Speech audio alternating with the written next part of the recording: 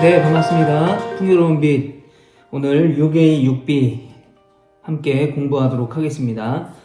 역사서 세 번째와 시가서 새로운 부분을 우리가 함께 나누고, 또 이따가 수요 예배 후에는 우리가 7A 7B를 또 함께 공부하도록 해보겠습니다. 자, 기도하고 시작하겠습니다. 사랑의 하나님, 감사드립니다. 너무나 어려운 상황과 환경 가운데도 이 성경 공부가 그치지 않고 끊어지지 않고 이렇게 계속 함께 나눌 수 있도록 인도하여 주신 주님, 너무나 감사드립니다. 주님, 우리는 연약합니다. 말씀이 없으면, 하나님의 인도하심이 없으면 우리는 갈 길을 몰라 방황하는 눈이 먼 어린 양과 같이 살 수밖에 없는 존재입니다. 하나님 말씀으로 우리를 인도하시고 선한 길로 우리를 인도하셔서 길과 진리와 생명 되신 주 예수 그리스도를 바라보며 나아갈 수 있는 우리 모두가 될 수 있도록 하나님 인도하여 주시옵소서. 말씀 안에 거하고 말씀이 빛이 되고 또 말씀이 내 삶이 될 수 있도록 주님 도와주시옵소서. 예수님의 이름으로 감사하며 기도합니다. 아멘. 네, 먼저 우리 복습 문제를 풀어보도록 하겠습니다. 6A 복습 문제 페이지는요,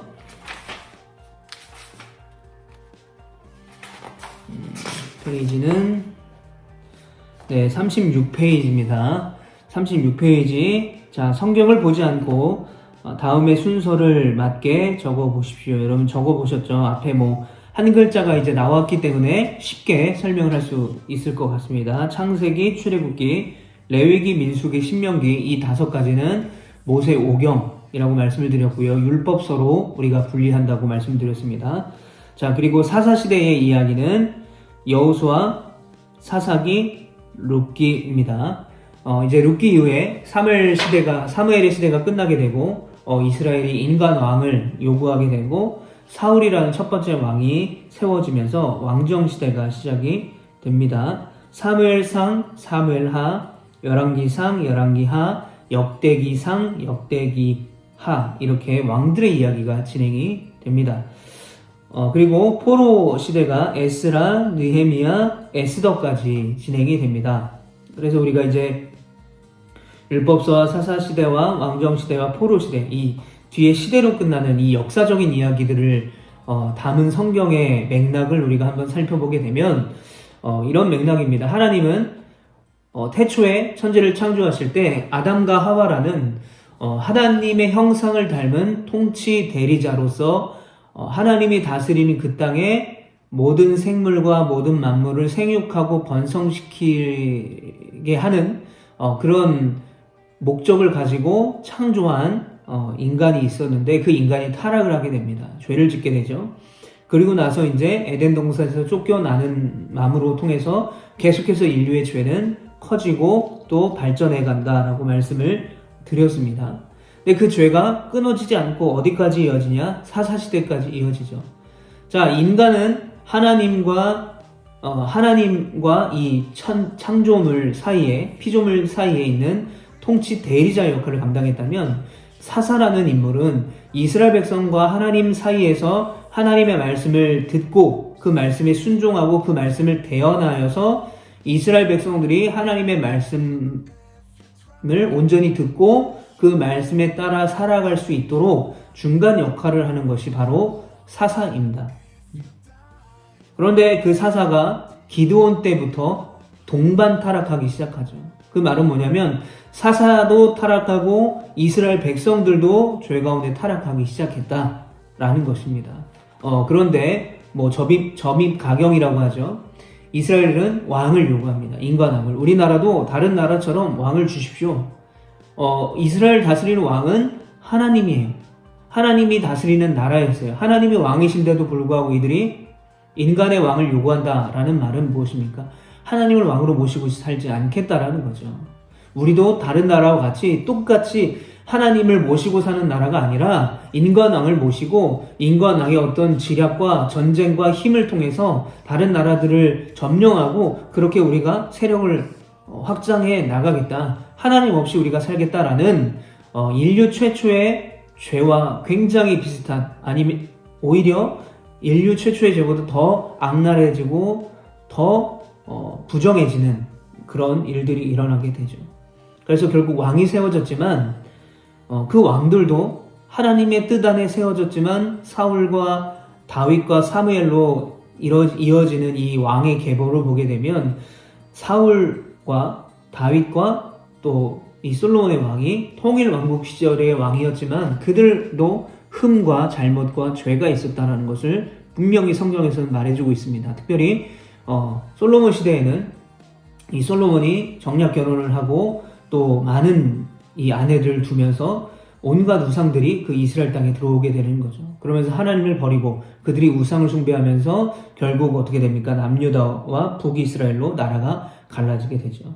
그리고 남유다와 북이스라엘 갈라지면서 많은 왕들, 북이스라엘 왕들 또 이제 남유다의 왕들이 계보가 쭉 이어져 나가는 그 이야기들이 이제 이 왕정 시대의 이야기가 등장을 하게 됩니다. 그런데 북이스라엘이 아수르의 침공을 받아서 멸망을 하고 그 아수르라는 나라가 바벨론의 침략을 받아서 멸망한 다음에 그 바벨론이라는 나라에 의해서 남유다도 마저 멸망을 하게 되죠. 그러니까 이스라엘이라는 나라는 완전히 외부의 세력에 멸망을 하게 되고 나라를 잃어버리고 포로로 잡혀가게 됩니다. 그 포로 70년의 생활 그리고 도합 140여 년 동안에 무너진 영적인 타락의 그 현상들 그것이 바로 포로 시대에 나타나게 되죠. 그러나 하나님은 그 이스라엘 백성들을 끝까지 사랑하셔서 그들을 계속해서 포로에 두신 것이 아니라 마치 애굽에서 모세가 이스라엘 백성을 이끌고 출애굽해서 하나님이 약속하신 약속의 땅에 간 것처럼 그들을 인도해 내셔서 그들이 원래 거주하던 고향 땅인 예루살렘, 이스라엘로 돌아가게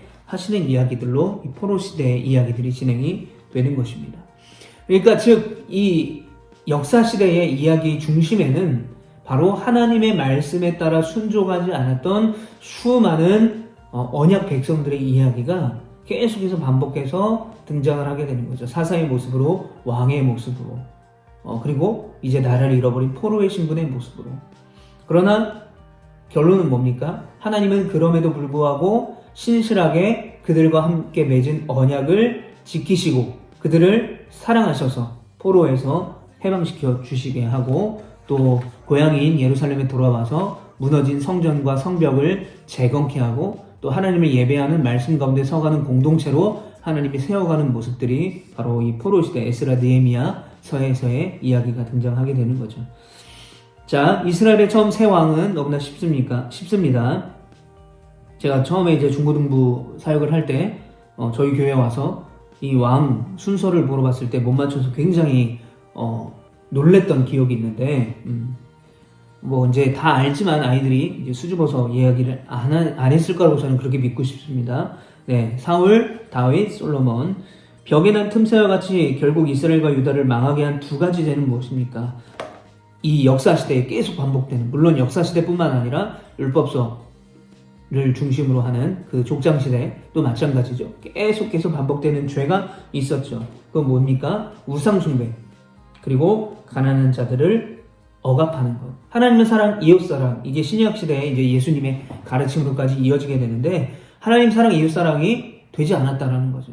하나님을 사랑하지 않았기 때문에 그 하나님의 말씀 따라 순종하지 않다 보니까 그들이 이웃을 사랑하지 못하게 된다라는 것입니다. 자, 이렇게 우리가 6A 복습 문제를 좀 정리를 해보겠습니다. 지도의 빈칸을 채우는 거는 뭐 이제 다른 그동안에 공부했던 페이지에 충분히 나와 있으니까 이 지도에 관한 부분은 이야기를 하지 않겠습니다. 자, 이제 몇 가지 한 번 더 우리가 이야기를 좀 나눠보게 된다면, 자, 솔로몬 시대 때 이제 나라가 두 나라로 갈라지게 되죠. 자, 남유다, 남쪽 지역은 남유다, 그리고 북쪽 지역은 북이스라엘. 북이스라엘은 10지파입니다. 10지파. 그러니까 세력이 더 큰 세력이었습니다. 그리고 남유다는 2지파. 그런데 지형적으로 봐도 남유다 쪽이 더 험하고 또 산세가 안 좋은 그런 지형에 있었어요. 그러나 남유다에는 뭐가 있었죠? 시온, 예루살렘 성이 있었습니다. 그리고 이제 다윗의 계보라는 그런 특징을 갖고 있죠, 남유다는. 그러나 이 두 나라가 동반 타락하기 시작합니다. 나라가 두 개로 갈라진 근본적인 이유가 무엇입니까? 그들이 죄 때문이죠. 우상을 숭배하고 하나님을 버리고 그 죄로부터 시작한 이 나라의 분열이 결국은 선한 결과를 내지 못한다는 겁니다. 그래서 두 나라 다 우상을 숭배하고 가난한 자를 억압하는 그런 죄악을 마치 서로 다투듯이 누가 더 하나님을 섬기지 않느냐, 누가 더 가난한 자를 억압하냐, 마치 시합이라도 하듯이 타락한 왕들이 계속해서 등장을 하게 되죠. 타락한 왕이 등장했다라는 것은 백성은 당연히 타락했다라는 것입니다.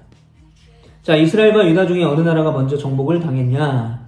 북이스라엘이 먼저 정복을 당합니다.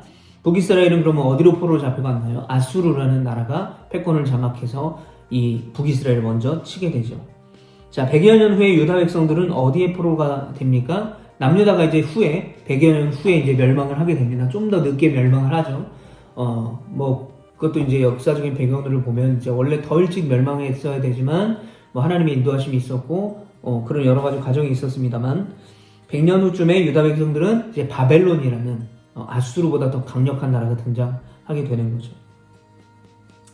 자, 그래서 이제 나라가 두 나라로 갈라집니다. 남유다는 두 지파, 유다와 베냐민 지파로 소속이 이루어진 여로보암이 다스리게 됩니다. 그리고 북이스라엘은 바로 10지파, 나머지 10지파가 속해 있는 르호보암이 왕으로 통치하게 되죠.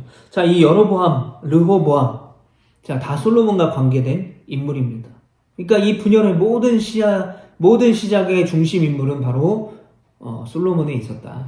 우리는 그냥 단순히 주일학교 때는 솔로몬이 지혜의 왕이다, 정말 하나님이 그 왕에게 지혜를 부어주셨다라고 하지만 그 이면에는 이런 어두운 죄악의 추잡한 모습들이 있었다라는 것입니다. 자, 그러나 남유다보다 북이스라엘은 더 많은 악한 왕들이 있었습니다.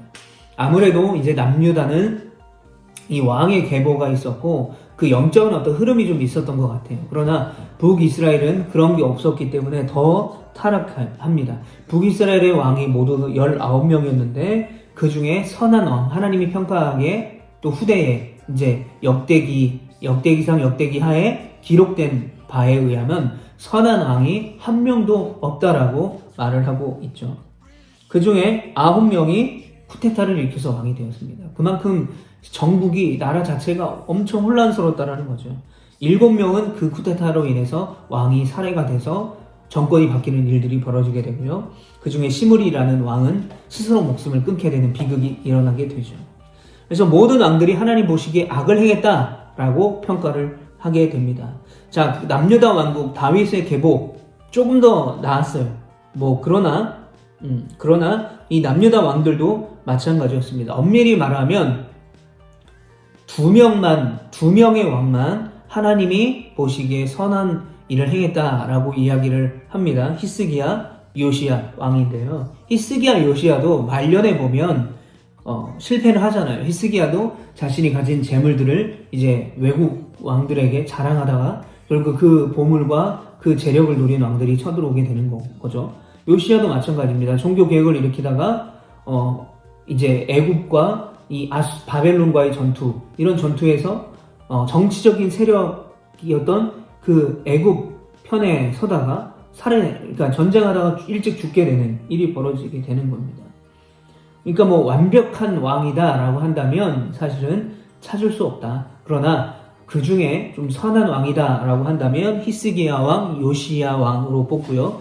그나마 그 다음에 조금 괜찮은 왕이 있다 그러면 요아스 왕, 이렇게 꼽게 되는 것입니다. 자, 북이스라엘도 마찬가지고 남유다도 마찬가지로 가난한 자를 억압하고 다른 신들을 섬겼다라는 거죠. 즉 이들은 율법과 상관없는 인생을 살았다는 거죠. 하나님의 백성으로서, 언약을 맺은 하나님의 백성으로서 기준 삼아야 될 율법을 지키지 않았다는 것은 결국 그들이 하나님을 버리고 자신의 소견에 옳은 대로 살아갔다라는 거죠. 그러다 보니까 하나님을 제대로 섬기지 못하게 되고요. 하나님의 말씀 따라 살지 못하기 때문에 이웃을 돌보고 섬기는 일을 하지 못했다. 다른 이방 나라들과 똑같이 빈익빈 부익부 현상이 일어나고 가난한 자를 억압하고 더 많이 가진 자가 더 많이 가지려고 하는 그런 일들이 일어나게 되었다는 거죠. 이런 죄들로 인해서 이제 남유다와 북이스라엘이 결국 멸망을 하게 됩니다. 자, 그 중에서 이제 가장 악한 왕이었다 라고 한다면 므낫세 왕을 뽑을 수가 있어요.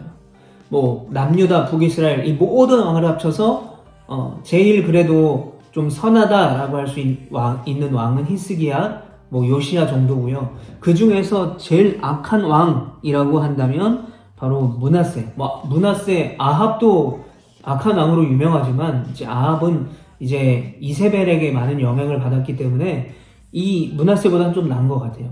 그 중에 므낫세가 가장 악한 왕이었다. 자, 이 므낫세는 솔로몬 왕 이후에 300년 후에 왕이 되었습니다. 그런데 이방신들에게 제사하는 것을 예루살렘의 성전으로 들여왔다는 거예요. 예루살렘 성, 하나님의 임재, 하나님을 제사하는 곳, 하나님을 예배하는 곳에 뭘 들여왔다? 이방신들을 들여왔다라는 거예요. 자, 우리 열왕기하 21장 한번 찾아보겠습니다. 열왕기하 21장. 열왕기하 21장.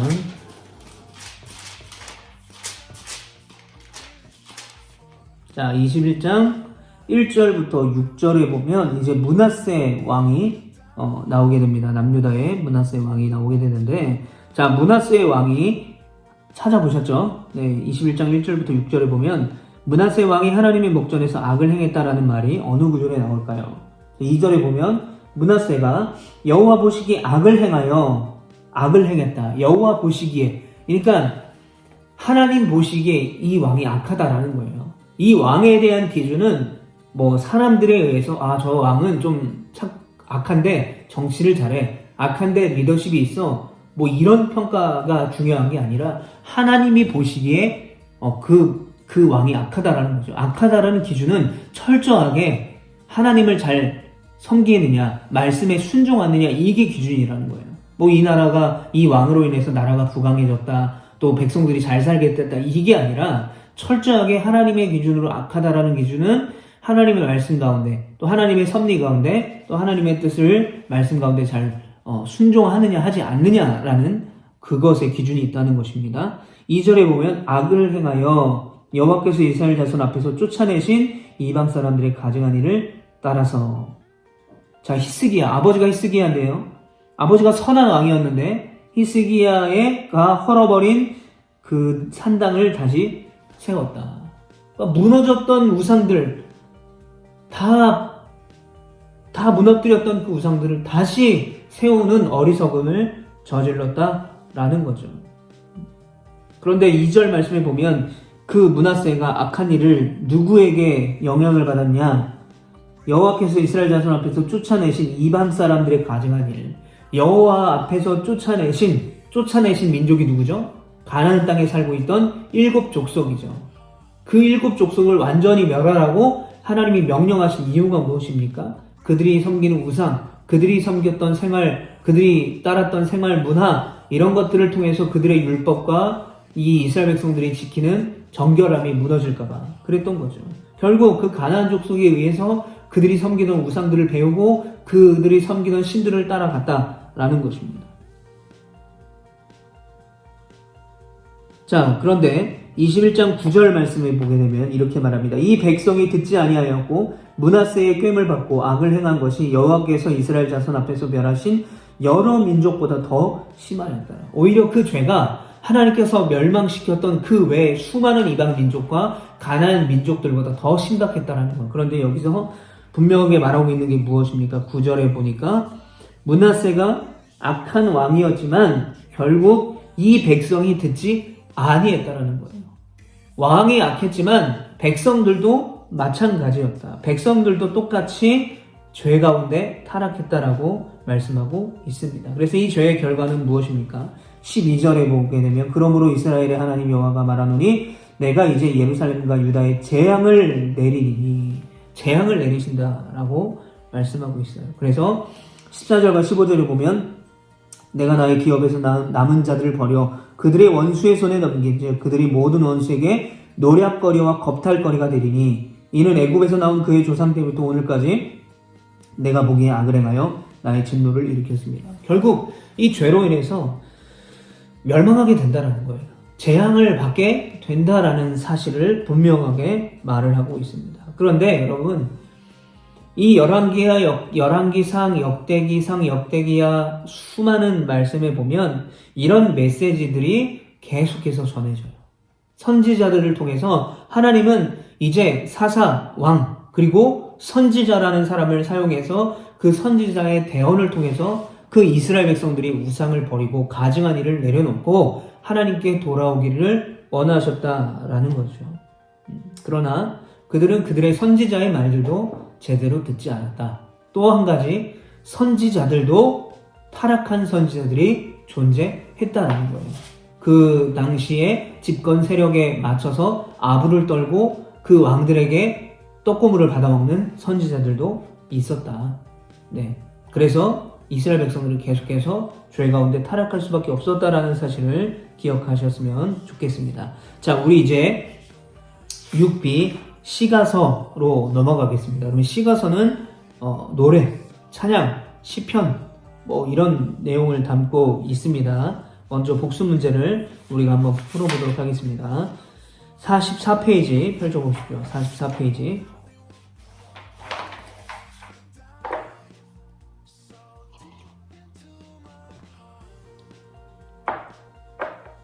자, 이 과정에서 사용하고 있는 방식에 따르면 구약 성경에는 시가서가 몇 권 있습니까? 자, 몇 권인가요?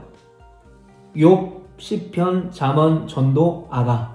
네, 욥, 시편, 잠언, 전도, 아가서. 요 5권입니다.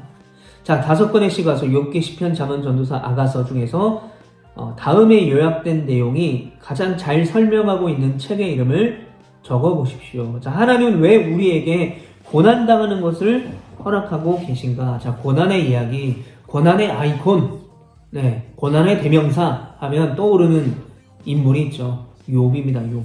네, 욥기죠. 그리고 기도문, 그리고 하나님을 찬양하는 노래, 신령한 노래, 뭐죠? 시편입니다, 시편. 자, 매일의 삶을 위한 실제적인 인도는 잠언입니다. 솔로몬이 썼죠. 솔로몬이 이제 잠언을 쓴 배경은 어떤 배경입니까? 모든 걸 가져봤던 솔로몬, 모든 부귀영화를 다 누려봤던 솔로몬이 인생은 헛되구는구나 라는 그 전도서를 썼잖아요. 그 전도서를 쓰면서 이 잠언에서는 이제 그 삶에서 하나님 없이 살아간 인생이 얼마나 허무야 하고 하나님의 말씀 따라 어떻게 살아가야 할지를 나타내고 있는 말씀이 바로 실제적인 삶의 인도의 내용들이 적혀져 있는 것이 바로 잠언입니다. 자, 부와 명성이 만족을 주지 못함. 자, 이것은 뭐죠? 전도서. 네, 솔로몬이 인생의 말년에 모든 걸 다 누려본 후에 해아래 이 새 것이 없고 또 이 모든 것이 다 헛되고 헛되다 라고 고백하는 장면이 나옵니다. 자, 아름다운 사랑의 시는 아가서입니다. 6비 14번에서 암송한 성경 구절, 시편 48편 14절, 이 하나님은 영영이 우리 하나님이시니 우리를 죽을 때까지 인도하시리로다. 어떻게 보면 시편의 중심적인 메시지라고 할 수 있죠. 인도하시는 하나님. 우리를 하나님으로부터 하여금 어려운 인생 가운데서 찬양하게 하신, 그 하나님을 신뢰하게 하시고 하나님을 의지하게 하시는 분이다. 우리를 인도하신 분이다. 라는 것입니다. 자, 우리 이제 조금 더 이 시가서에 대한 내용을 좀 나눠보도록 하겠습니다. 자, 먼저 우리가 시편을 한번 이제 가장 여기서 중요하다라고 할 수 있는 성경은 시편이라고 할 수 있는데, 자, 시편은 총 이제 몇 가지의 기능이 있습니까? 하나님을 찬양하고 신뢰하고 하나님 앞에 정직할 수 있는 3가지의 기능이 있다라고 볼 수 있죠. 그래서 먼저 시편은 우리로 하여금 하나님을 찬양하도록 돕는다는 거예요. 결국 이 시편의 패턴을 보게 되면 하나님, 내가 이런 상황에서 이렇게 힘들고 어렵습니다. 하나님, 내가 이런 고난이 있습니다. 하나님, 내가 이런 어려움에 빠져 있습니다. 라고 고백해요. 그러나 시편의 마지막 부분에 보면 결국은 그러나 하나님이 위대하시고 하나님은 놀라우시고 그 하나님을 내가 찬양하리로다 라는 결말로 끝나게 돼요. 기승전 찬양, 기승전 하나님을 높임으로 끝난다라는 것입니다. 그래서 시편은 우리가 시편을 읽으면서 어떤 생각을 가질 수 있느냐? 그 하나님을 찬양할 수 있게 된다는 거예요. 우리 한번 찾아보겠습니다. 시편 145편.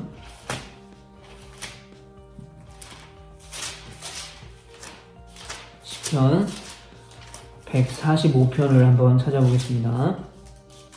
자, 145편에 보면 1절에 왕이신 나의 하나님이여 내가 주를 높이고 영원히 주의 이름을 송축하리이다. 2절에 내가 날마다 주를 송축하며 영원히 주의 이름을 송축하리이다.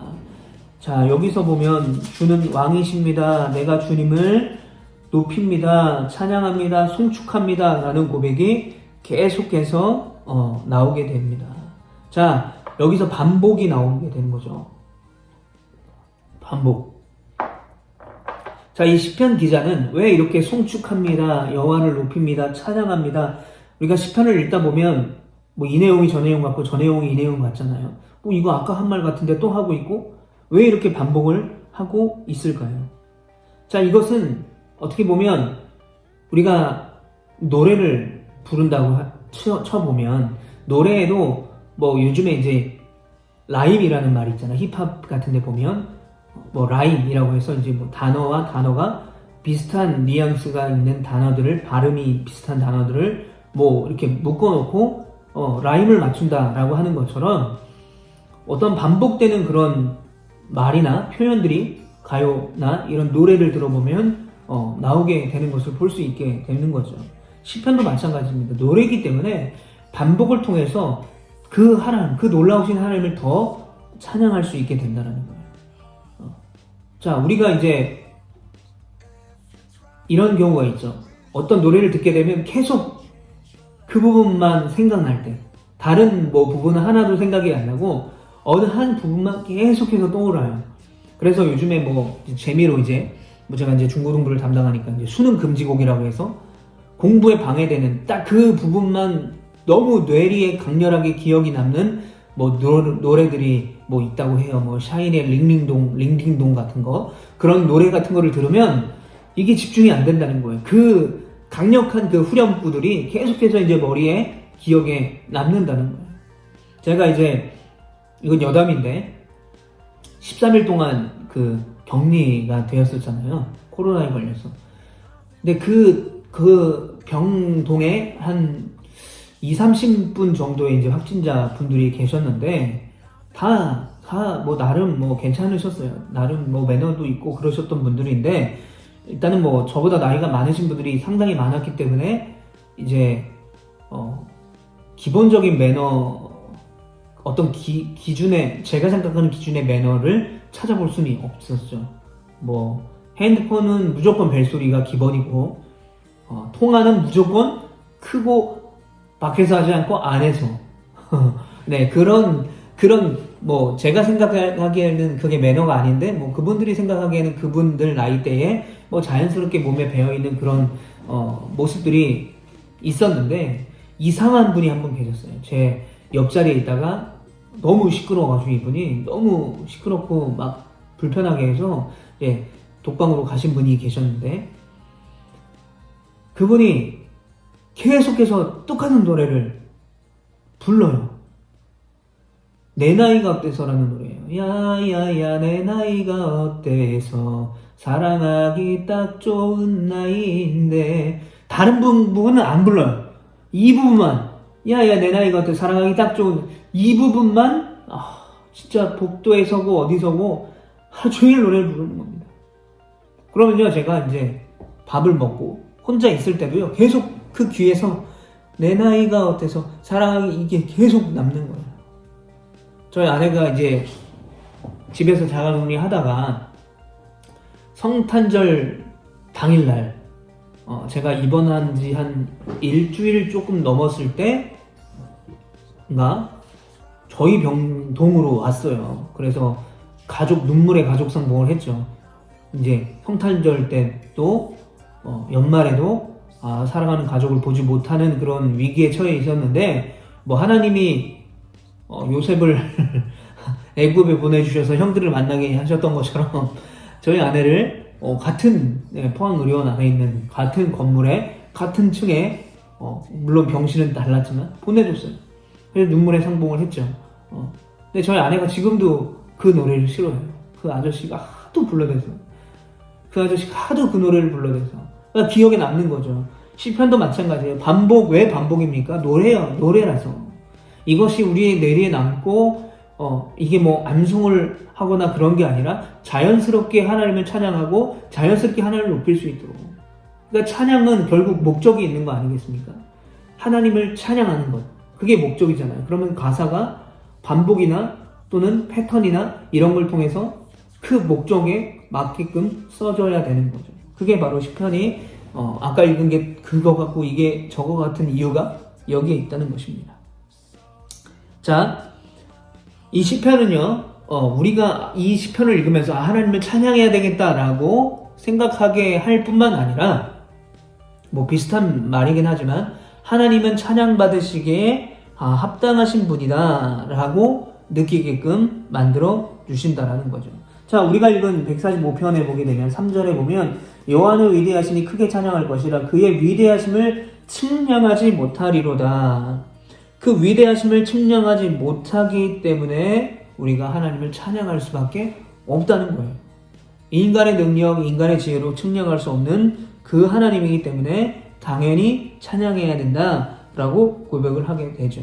이러한 내용들이 이 하나님을 찬양하도록 도와주고 그 하나님이 찬양하기 합당하신 분이다 라는 것이 시편에 수도 없이 나오게 됩니다. 자, 이 찬양 부분 이제 넘어가고요. 두 번째로 이 시편은요, 하나님을 신뢰하게 합니다. 신뢰. 자, 시편 27편을 한번 보도록 하겠습니다. 앞으로 쭉 가서 시편 27편. 자, 시편 27편.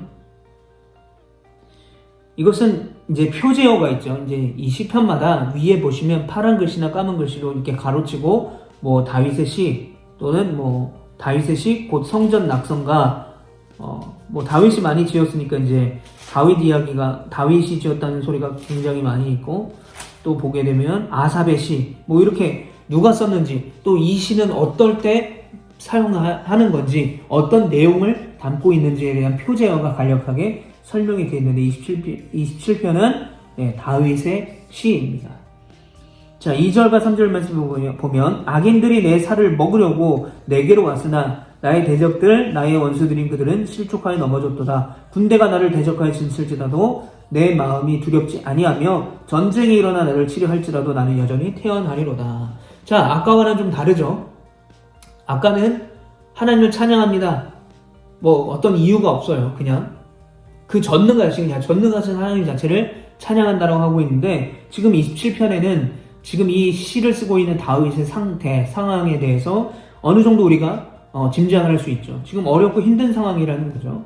원수가 내 살을 먹으려고 공격하고 있다는 거예요. 그러나 그럼에도 불구하고 내가 그런 위험 가운데 있지만 여전히 나는 태어난다. 여전히 나는 그 주님을 신뢰한다라고 고백을 하고 있죠.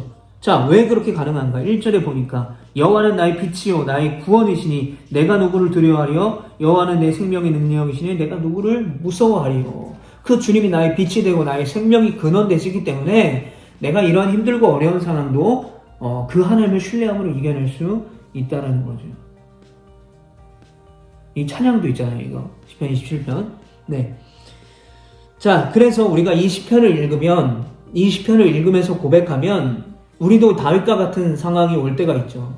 어려운 상황, 힘든 상황, 내 능력으로 감당할 수 없는 그런 상황, 그런 근심 가운데 두려움 가운데 있을 때 우리가 이 시편 27편 혹은 그 외의 시편의 말씀들을 보면서 하나님은 이런 분이구나, 내가 이런 하나님을 신뢰해야지, 다윗도 하나님을 이렇게 신뢰함으로 이런 어려움을 이겨냈으니 나도 이렇게 어려움을 이겨낼 수 있어 라고 우리가 깨닫게 되는 거죠. 즉 하나님을 신뢰하게 된다라는 것입니다.